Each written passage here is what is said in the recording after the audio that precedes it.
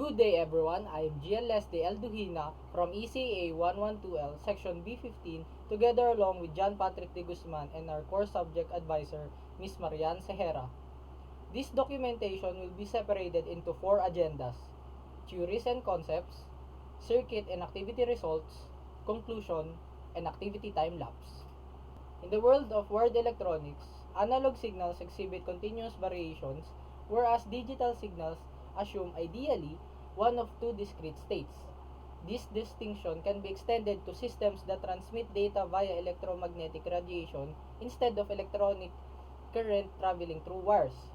When used for analog signals, frequency modulation and amplitude modulation lead to continuous variation in the frequency or amplitude of a carrier wave.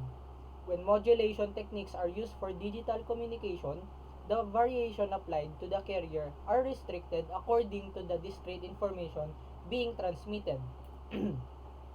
Examples of common digital modulation types are OOK or on-off keying, ASK or amplitude shift keying, and FSK or frequency shift keying. These schemes cause the carrier to assume one of two possible states depending on whether the system must transmit a binary 1 or a binary 0. Each discrete carrier state is referred to as a symbol.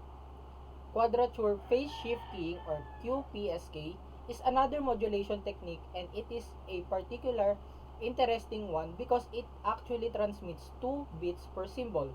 In other words, a QPSK symbol doesn't represent 0 or 1. It represents 0, 0, 0, 1, 1, 0, or 1, 1.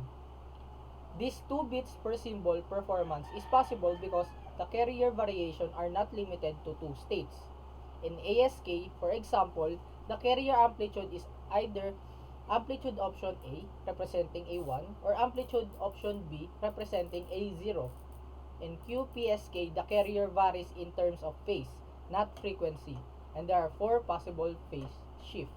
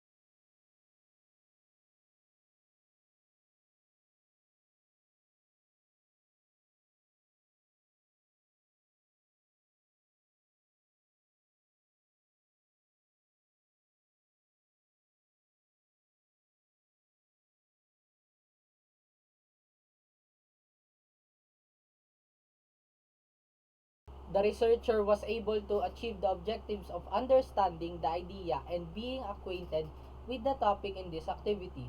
Using MATLAB as an application for this activity, MATLAB may be used by the researcher to generate a phase shift keying signal.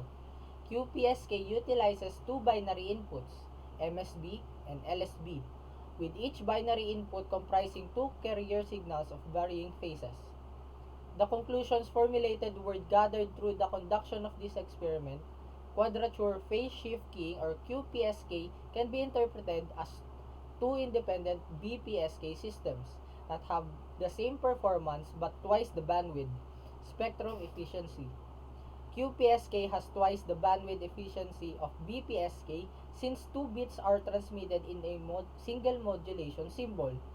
It does not transit or represent 0 or 1. In QPSK, the carrier varies in terms of phase, not frequency, and there are 4 possible phase shifts. Carrier power remains constant as the variation in the QPSK amplitude is small. It also has lower probability error since it can transmit 2 bits, but it has complex circuit compared to the other types of phase shift keying. To finalize today's activity, Here's the time lapse in where John Patrick and I created and simulated the given circuit for quadrature phase shift keying or QPSK. For this activity, I will conducting an experiment which is the quadrature phase shifting.